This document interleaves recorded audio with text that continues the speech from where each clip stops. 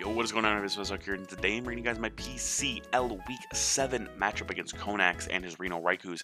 If you guys do not care to see the Steam letter portion and only want to see the game part, the timestamp on the screen will be shown. You guys can skip to that timestamp, and you guys will be taken right to the game. But for the rest of you who want to stick around and see what the heck I brought, and the reasons I brought them, and their moves, abilities, everything like that, here you are. So, Kohnax's team is a very scary team. It has a lot of bulk, built around 3 basic offensive mons, which is not uncommon. However, the level of his bulk is very concerning. So, he does have Gothitelle, Milotic, Darmanitan, Florges, Gligar, Rotom, Battle Bond, Greninja. I faced both Greninjas, Protean and Battle Bond back to back. And next week, we face regular Greninja from No Pun Intended. Yay! But, Mienshao, Alolan Ninetale, Stakataka, which is his sole Z user, and Mega Venusaur. So first thing I thought of would be something to the effect of this Gastrodon set, max bulk, just in general, in order to get it up there and be able to check that Battle Bond Greninja. Dark Pulse is not going to do a whole heck of a lot. Storm Drain negates any water type things that he wants to go for. However, I did have a misgen. It is Sticky Hold in the game, so not much I can do there, but it's fine. It happens. It didn't matter too much in the end. However, it would have been nice. You guys will see in the game what I'm talking about. But next up here, I do have Genesect. Genesect here is rocking 52 HP with max attack adamant and 204 speed. This is to outspeed a Darmanitan. It also helps that I can outspeed Battle Bond Greninja at +2, so X-Scissor can nuke that thing. However, +2 extreme speed does not OHKO Greninja. It has to crit. Keep that in mind. Next up here, I do have Beware. Now this Beware spread is really interesting. It allows me to outspeed, 40 speed Mega Venusaur. So the reason I wanted to outspeed 40 speed Mega Venusaur is because the way I've been playing recently, I've been speed creeping absolutely no speed. Kohnax is smart enough to run a little bit of speed on his Mega Venusaur to make sure he outspeeds my Beware and hurdle out with HP Fire. So knowing he wouldn't want to give away too much bulk for speed, I thought, now, Kohnax really wouldn't do that. So he's probably only going to put 40 speed or less. So I needed to hit 105, which was what 40 speed points was. So because of this, I can go +2, I can outspeed him as he goes for HP Fire, does not OHKO because Beware is bulky as all get out. Then I can go for a +2 Zakinium Z Zen Headbutt and absolutely nuke that thing into next month. So, with +2 Zen Headbutt, with the Z move, it does at least 135 max, and that's with max HP. If he's max Fizz Def, it does 102 min. If he's max Fizz Def, Zen Headbutt from +2 does about 60 to 70%-ish, give or take, depending on rolls. But yeah, that's Beware this week. Next up here, I do have another Greninja counter, and it also helps check Mienshao. It also helps check out just a bunch of other things. It's very, very good. I do have a Scarf for Bombi with Moonblast, Defog, U-Turn, and Sticky Web. The speed is to outspeed Scarf regular Greninja before it gets the Battle Bond on there. And yeah, Moonblast OHKOs with max special attack because Stab or Bombi actually does damage. Defog and Sticky Web are there just in case I need a last-ditch effort to get rid of hazards that he might put on the field, such as rocks that might be a little bit deterring from my other Pokemon, as we'll see here. U-Turn's good momentum move. I always love running U-Turn to give myself momentum. I can put myself in a driver's seat, which I can snowball into the game, but I digress. Next up here, I do have my Garchomp for this week. Swords Dance, Aqua Tail, Dragon Claw, and Earthquake. This hits his entire team for super effective damage, bar the Florges and the Milotic. Otherwise, the rest of his team will get hit super effectively. I don't count Battle Bond Greninja because that thing is scary enough to where I'm swapping out into my Gastrodon. But yeah, like I said, +2 Swords Dance is just going to hurt a lot of things. With 204 and a Jolly Nature at 162, I believe I outspeed his base 100s. So I guarantee outspeed like Mega Venusaur. I guarantee I outspeed Milotic. I guarantee I outspeed Florges, Gligar, Rotom. But with Aqua Tail, Dragon Claw, and Earthquake, it can break his defensive core. So like Darmanitan does not want to switch in if it's not Scarf, if it's banded. Gligar gets 2 KO'd by Aqua Tail. Rotom gets 2 KO'd by Aqua Tail or Dragon Claw. Alolan Ninetales does not want to take an Earthquake. Sakataka is not taking an Earthquake. It's not. Mega Venusaur does not want to take this Earthquake. It just hits really hard, and it's going to probably be one of my best breakers to go for mid-game in order to hopefully set up for a Genesect sweep late game. It's kind of the idea with this team. Next up here, I do have the last Pokemon this week. I do have a Metronome Blacephalon. Now, Metronome was a really cool idea. Shoutouts to my front office for this idea. Shoutouts to Spedshed, aka it's Metro. With Psychic and Shadow Ball and Flamethrower and Fire Blast, these 4 moves I can just spam against this team. The only Pokemon that really wants to come on in and take these is Milotic. Otherwise, the rest of his team really does not want to be in when I'm clicking these buttons. And the best thing about Metronome is I can fake like I'm Scarf. But however, once I start getting the damage up, he's going to be really confused. So, a Fire Blast after 3 times of use, so on my 3rd turn of using it, it can almost OHKO the Milotic. That's how freaking powerful Boxcar the Blacephalon is. However, again, I do have to land all those Fire Blasts in a row. And knowing my luck from the past weeks, I will, but it'll be interesting to see if my luck takes a turn. But with that, I digress. That is my team going into the game. And with that, I will be right back. Welcome back, everyone. It is time for the game. So, as you guys saw in my team builder, you guys understand my sets. Let's get right into the game. Good luck, have fun, Kohnax. I hope we have a very non-haxy battle. So, I saw his team there, and I knew that I wanted to lead off with Rabombi because it gave me momentum. If it was a Scarf, Ash Greninja, and he wanted to get his stuff up right away, I could Moonblast it, I could get that out of my face. Otherwise, I can U-turn against anything else on his team. But, yeah. So, Scarf Rabombi was definitely a good lead here. So, as we are going to get challenged by Pokemon Trainer Kohnax, cue the music. As he is going to send out Stapdat, his Milotic. So, Rabombi doesn't really want to be in against this. However, I can go into my Gastrodon here and get a really safe play in order to get myself in. I can establish it. I can get that Storm Drain going up as I am going to click U-turn. And we do see by that damage he is mixed defensive. So he's not maxed Fizz Def. He has a little bit to him as well. So Gastrodon will come on in here as he does use Scald. And because I misgened, as you guys heard in my team builder, I do get burned and I do take damage. I am a sticky hold on this. So it's going to be interesting to see how I can recover from this. But sorry, bad puns. So Gastrodon is going to get hurt by that burn there, which is not the best. However, a burn Gastrodon is probably the best thing for it. I'd rather not be paralyzed, frozen, any other of the sort. He's going to go into his Gothitelle here, as I am just going to fire off a Toxic here. If I would have gotten the Toxic off of my Milotic, it would have been really nice, because it cannot stay in against me. So, like, if I have my Genesect, my Blacephalon, my Garchomp, my Bewaren, it does not want to stay in for multiple turns as I keep attacking it, because the Toxic damage will rack up, it'll run out of recover soon, and it'll just get pressured really, really hard. So, I click Toxic here, as he does get in his Gothitelle.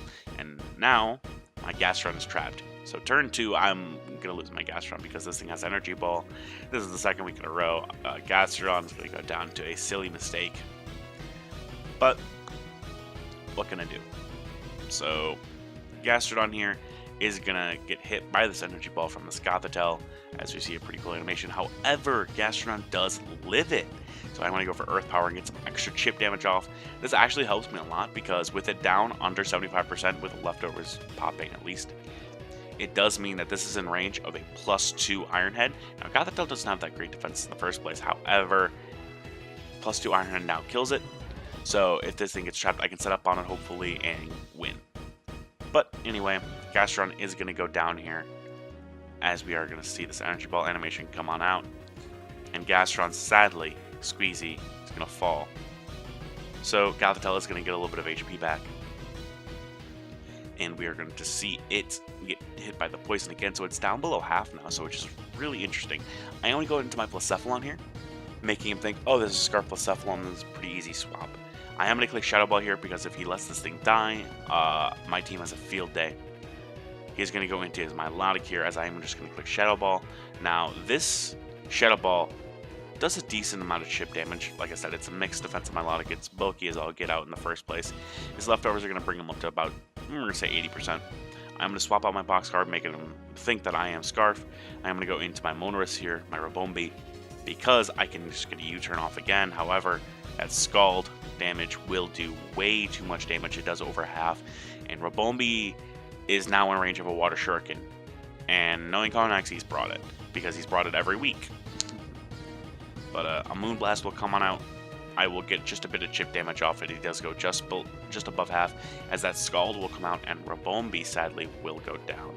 So Rabombi will bite the dust. However, this does give me my Garchomp. Now, knowing that his switch-in is not going to be Venusaur, because he needs that for my Beware, and he needs this Milotic a lot, because Thunder Fang could be a thing, or Outrage, because he did not bring his Fairy type. Gligar will come out. So I went for Swords Dance here, knowing that he would not stay in because this thing would scare him out with like Banded Outrage or something like that. However, Garchomp now is at +2, and I can click Aqua Tail. I land, thankfully, as this Gligar will get almost knocked out. I do lose some HP, and he does go for Earthquake. However, this Gligar is now in range where I can just safely click Dragon Claw, and I can kill it with the next turn. And so that is what I'm going to proceed to do. So, as you guys can see right here, I do click that Dragon Claw, get that nice animation off, as Gligar will go down. The crit did not matter, it was just for salt reasons, as the Gligar will pop and go down. Now, next up, he does go into his Ash Greninja here in regular form at the first point. However, I don't have a switch into this anymore, so it just comes in and claims a kill. So it now goes for Ice Beam. It will kill my Garchomp, sadly, and he will get his Battle Bond form. So we're going to see this really, really cool animation pop off. This is honestly one of my favorite animations in the game. However, it is such a scary, scary Pokemon in the first place. So I'm going to pause right here. So a couple of things I could have done right here. So I know he could be locked into Ice Beam because he might be Specs, he could be Scarf, something to that effect. So my initial thought was, if he's choice locked into Ice Beam, Beware can come on in, set up a free SD, and hit something really, really hard. So looking at it, okay, now what could Blacephalon do? Blacephalon does not want to be frozen by an Ice Beam. It's a fire type, it still can be frozen. However, what can I do back? I can't do a whole heck of a lot back at it. Shadow Ball and Psychic are resisted or not effective, and Fire Blast and Flamethrower are not going to do enough.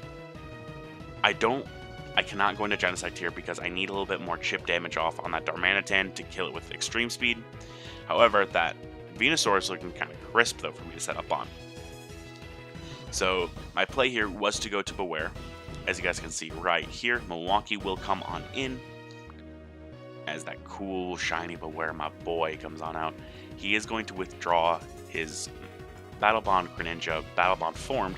He's going to go into his Trap Queen here, which is his Gothitelle, as I do click Swords Dance. And now this is when another misgen happened. I did not raise Beware's happiness all the way. So I realized this at the time of recording. I'm like, wait, crap, I forgot to turn up Beware's happiness or give it frustration and give it herbs and stuff.